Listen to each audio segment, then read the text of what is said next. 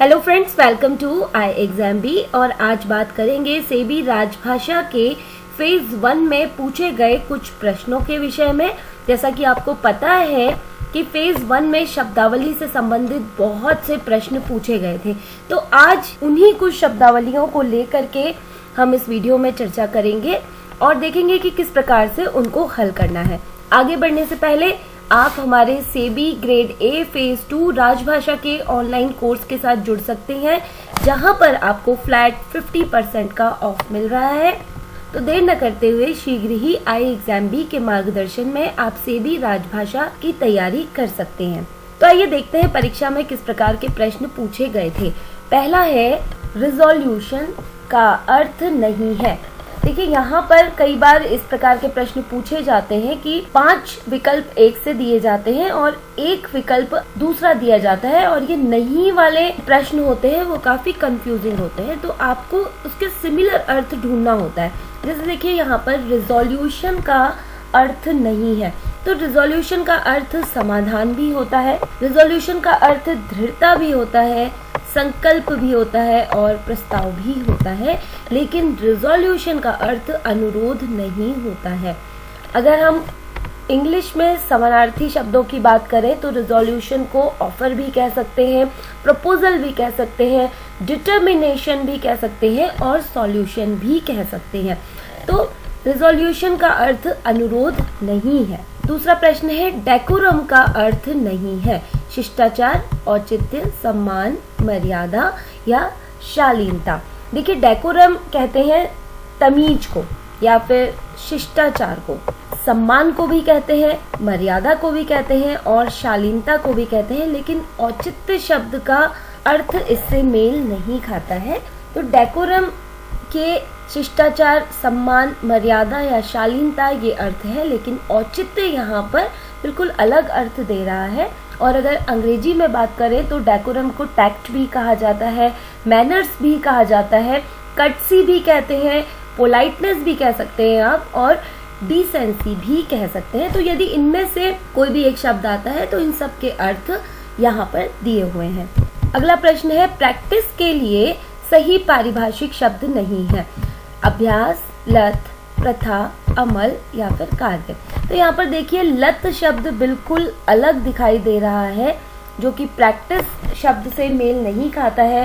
Practice का अर्थ अभ्यास भी होता है, प्रथा को भी कहते हैं प्रैक्टिस, जो कि कस्टम की अगर हम बात करते हैं तो वहां पर भी प्रैक्टिस शब्द सही होता है।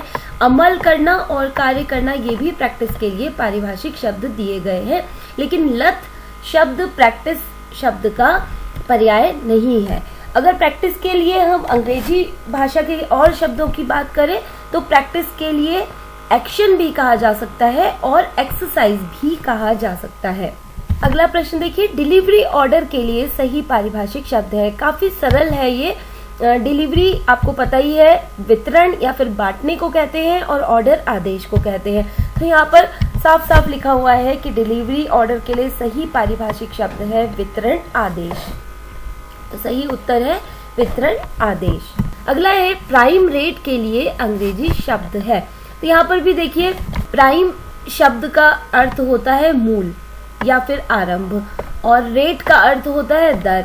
तो यहाँ पर मूल दर जो दिया हुआ है वह प्राइम रेट के लिए अंग्रेजी शब्द है। अगला प्रश्न है, परफॉर्मेंस शब्द का अर्थ है प्रदर्शन, दिखावा, आदर्शन, आमंत्रण और दर्शन। देखिए, इस प्रकार के कंफ्यूजिंग वर्ड्स पूछे जाते हैं जो आप डेली लाइफ में बोलते हैं पर उसके हिंदी अर्थ में कंफ्यूज हो जाते हैं। तो यहाँ पर प्रदर्शन शब्द जो है वो परफॉर्मेंस के लिए आता है, और अगर हम इसके और भी अंग्रेजी पर्याय देखें तो एग्जीक्यूशन भी कहा जाता है, फंक्शन भी कहा जाता है। तो परफॉर्मेंस शब्द का सही अर्थ है प्रदर्शन।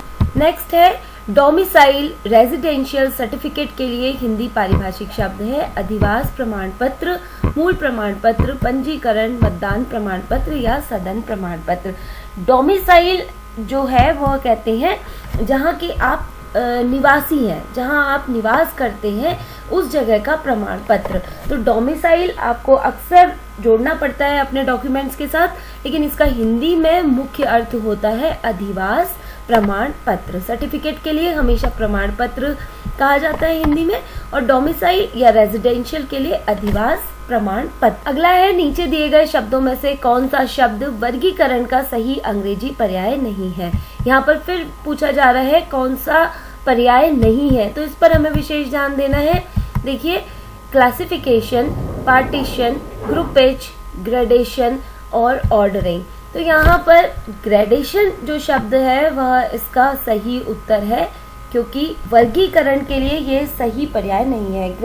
ग्रेडेशन का अर्थ होता है पदक्रम या फिर श्रेणी क्रम। क्लासिफिकेशन वर्गीकरण को कहते हैं, पार्टीशन भी कहते हैं, ग्रुपेज भी कहते हैं और ऑर्डरिंग भी कहा जाता है। इसके अतिरिक्त आप रैंक भी कह सकते हैं वर्गीकरण के लिए। तो सही उत्तर है ग्रेडेशन। अगला है, इम्प्लीमेंटेशन के लिए हिंदी पारिभाषिक शब्द है नियुक्ति, कार्यान्वयन, स्थानापत्र, अनुमोदन।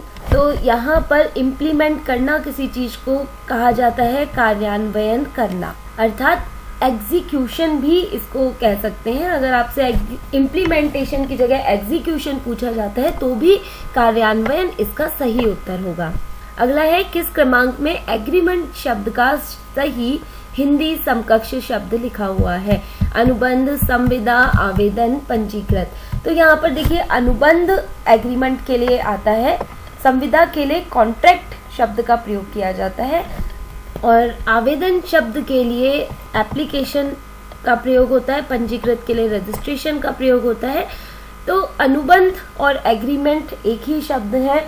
दूसरे शब्दों में इसे समझौता भी कह सकते हैं, सहमति भी कह सकते हैं, और अंग्रेजी में बात करें तो कॉन्ट्रैक्ट, बॉन्ड, डील या फिर कंसेंट इसको कहा जा सकता है। तो सही उत्तर है अनुबंध। अगला है, नीचे दिए गए शब्दों में से कौन सा शब्द विविधीकरण का सही अंग्रेजी पर्याय नहीं है।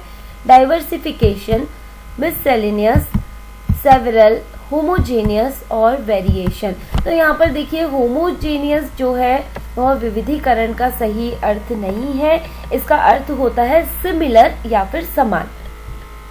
बाकी सभी विविधीकरण के अंग्रेजी पर्याय हैं डाइवर्सिफिकेशन, मिससेलेनियस, सेवरल और वेरिएशन। अगला प्रश्न है, विकासेत्तर खर्च के लिए कौन सा शब्द उपयुक्त है। Redevelopment expenditure, pre development expenditure, post development expenditure और डेवलपमेंट एक्सपेंडिचर। तो देखिए, यहाँ पर इतर शब्द का प्रयोग किया गया है। विकास का अर्थ आपको पता है डेवलपमेंट कहते हैं, और इतर अर्थात बाद में। तो जो चीज बाद में होती है वह पोस्ट होती है, जो पहले होती है वह प्री होती है। तो यहाँ पर सीधा सीधा खर्च के लिए एक्सपेंडिचर शब्द का प्रयोग किया जाता है।